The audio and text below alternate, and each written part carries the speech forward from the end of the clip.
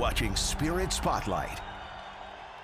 Hey everybody, this is Austin Sumowitz with WNEM TV5 Sports, and welcome to the Spirit Spotlight, where we zone in on everything Saginaw Spirit hockey. I am joined once again by Dylan Clark, play-by-play commentator of the Saginaw Spirit. Happy holidays. I hope you had a really good holiday, actually. It was great. It was great. It was good to see some family, good to see some friends, put some miles on the old Jeep. But it was a good rest, and I know the guys needed some time off, and they made the most of the rest, it looks like. It seems like that because the guys are coming off of a huge performance this past weekend.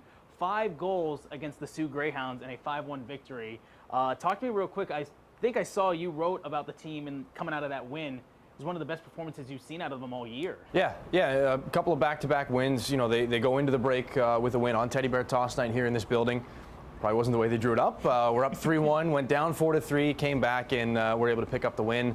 And it makes it so much easier. When you're able to go into the break with 2 points, you just feel a little bit lighter. You're not sitting there thinking about the loss. It snapped a long losing streak for this team, so they get the good feelings going into the break. They get that time with family. They get that opportunity to recharge, and then they come back. And you know, there's always a question mark of how's the team going to look whenever they come back from a long break like that. You know, you don't get 6 or 7 days off really anywhere else in the schedule, even at the end of the season going into the playoffs. So it's unique in that way that it's the longest amount of time they're going to have off this year. You don't know what you're going to get when you come back from that. And what this team got was probably one of the better performances, if not one of the best. I think the best performance prior to that was maybe in London at the tail end of November. I would say this might be up there with that and probably surpass it. 5-1 over the Sioux. Stepan Shurigan had a shutout going until the very end of the game. You know, he was at his acrobatic best. Igor Barabanov gets 3 points, and you know, that's a Sioux Greyhounds team they're built for the playoffs. They've been adding big names, looking to go deep into the postseason and hopefully capture an OHL championship from their standpoint. So it's not like it's any run-of-the-mill team that they beat. That's a really challenging Sioux Greyhounds squad. Saginaw played a really complete hockey game on Sunday night up at GFL Memorial Gardens, and the hope is that it can continue here this week. No doubt about it. And I mean, the game closed out too with a huge milestone for Nick Sema, 100 career OHL points from him. I mean, we've talked about him this year as well, just like a guy who's super tenured with this team, and it's just a really cool milestone for him coming out of that game as well. Yeah, a lot of milestones that have kind of been hit in and around this time of the year. Carson Harmer played in his 100th OHL game. Sema, like you said, 100 points in the league. And we've seen kind of the big game nature of his offensive ability. You know, I talked about that game in Oshawa going into the break. It was a big goal and a big moment like that. And, you know, you think about if things go a little bit differently in that game, he doesn't find that extra gear to pick up that puck and score, things might be feeling a little bit different going into the holiday, and we can play the what-if game for, you know, probably a couple hours here. But, you know, he's found that knack for scoring big goals and showing up in big moments for this hockey team. The guys look up to him in the locker room. It's good to celebrate a little milestone for him. And it's going to get another fun weekend matchup against the Sioux Greyhounds as they come here to the Dow Event Center on Saturday, and part one of a back-to-back for the Spirit here at the Dow Event Center. Real quickly, you mentioned about that Sioux team, how they've kind of stacked up for the playoffs, the challenges they bring, and just like it seems like every game we get against these two teams, it's always high scoring, it's always high energy. Like, kind of what's kind of the mindset of the team as they get ready for another quick matchup against Sioux? Well, I think the mindset's the same every time. It's a busy week to start here coming out of the holiday break. I mean, you know, as we film this, we're getting ready to play Sarnia. We've got Windsor on the Wednesday that this is going to come out. It's part of 5 games in 8 days coming out of the holiday break, so the rest is great. You better hope you hang on to as much of it as you can, because we're going to be busy here this first week coming out of it. So, no, like you said, the Sioux at home, the only time that they've been in this building this year was an 8-4 Greyhounds win, and it was emotional. The Spirit almost came back in that game. It was one of the stranger ones, I think, that we've seen, and we've seen a lot of strange hockey this year, I think. But you know what? You can kind of shrug that off, and you've got more positive energy flowing through you, I think, with some of the way that these games have gone. Again, that game up at GFL Memorial Gardens over the weekend, you try to carry as much of that with you as you can.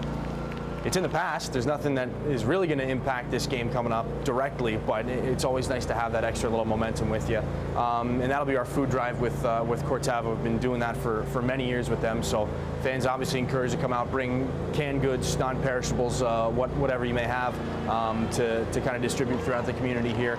And then that Sunday game, we got the Brampton Steelheads at 5:30. Go Gus Go Night, a charity promoting the awareness of Angelman syndrome. Excuse me. So we're excited to work with them for the first time and get folks a little bit more up to date on that and keep right on rolling here as we get into 2026. I was just going to say, it's already hard to believe that we're entering the new year of 2026. Kind of like, what's your overall just impressions of the team going into the new year as they've kind of, like you said, there's been a lot of weird hockey that the Spirit have kind of gone through with matchups and opponents that they've faced this year. Like, what would you say is your overall impression of just like how this year's kind of shaked out and what the future holds for the Spirit going into 2026? I think it's hard to predict with any amount of certainty. I think the biggest storyline going into the second half of the year is, for guys like Nikita Klepov, Igor Barabanov, Brody Popoy, Stepan Shurigan, what does their step towards the NHL draft look like?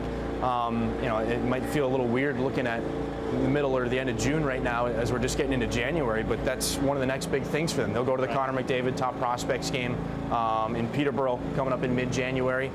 And this is the time of year where all the scouts kind of narrow their focus a little bit. There'll be another ranking coming out from NHL Central Scouting. Do guys move up the list? Do guys slide down a little bit? And again, that has some bearing on where teams draft guys come June. Not all, but it's showtime for these guys. And Saginaw with that win the other day, they clicked back up into a playoff spot. They're in 8th place at the time of filming this right now. I know Erie's in action this evening, or I guess this afternoon as well. So there's going to be a lot of movement. We played 35 games on the year, but you know what? There's a chance. There's always a chance to sneak into the playoffs. And you know what? If you get a little mojo going in the second half of the year, home ice is never really off the table. So we're looking to see what the guys can do, building on their NHL draft years, and the spring's right around the corner.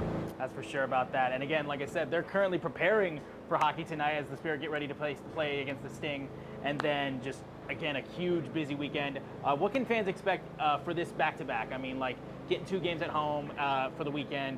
It just brings awesome atmosphere and especially awesome chances for Saginaw fans to come out and see this team in action. Yeah. No shortage of chances to see this team at home. I think we're at home a lot more in the second half of the year. We got a couple big road trips coming up in January. We'll go through Peterborough, Kingston, and Ottawa, and then we'll head back to I think Erie and Guelph as well later this upcoming month of January. But no, 2 great chances, Saturday and Sunday. I know the weather hasn't been great, so I don't know. The more I get hit in the head with snow, the more it makes me think about hockey. So I don't think I'm the only one out there like that. But no, we're excited, especially, I mean, personally, I'm excited for the Sioux game, just the way that season series has gone. There's the playoff history, that might be one of the better rivalries that the Spirit have going on right now. And it all kind of goes back to recent playoff opponents. Flint a couple of years ago, but the Sioux in London in that 2024 postseason run.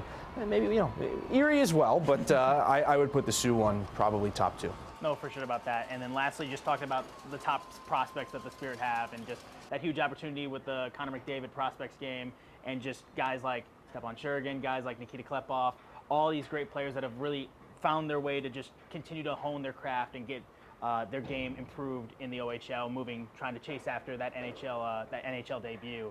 I mean, talked about like this part of the year now and like how things maybe step up a little bit more with, you said, the scouts really having their eyes out for games like the prospects game and stuff like that. Yeah, it's an important time of year for those guys. Like I said, that there's going to be a building full of scouts up in Peterborough on January 14th for that top prospects game. Those guys got to have their absolute best ready to go. And the second half of the year, everybody's pushing for the playoffs. Things get a little tighter. It gets harder. There's no doubt about it. The games get more difficult as the years go on, or as the year goes on. You get more tired. The fatigue kind of sets in. How do you handle? 68 games isn't the 82 game pace of the NHL, but it's a lot more than a lot of other leagues and a lot of other levels play. I think for a lot of these guys, it's probably the most hockey that they've played in a year so far in their lives, and that's not everybody, but for a lot of them. So, how do you hold up as the time goes on that way? And that's one of the 8,000 things that scouts going to be looking at as they come in and zero in on these guys. Out of the holiday break right now, and action gets right back underway for the Saginaw Spirit. Again, a back-to-back weekend here at the Dow Event Center, starting on Saturday when the Spirit hosts the Sioux Greyhounds, and then the Steelheads come to town Sunday afternoon. If you were looking to come out and see the game in person, tickets are available at saginawspirit.com. Once again, Dylan, appreciate your time always for the Spirit Spotlight. We appreciate you. Thanks, man. And I'm Austin Sumwitz with WNEM TV5 Sports. This has been the Spirit Spotlight. Go Spirit.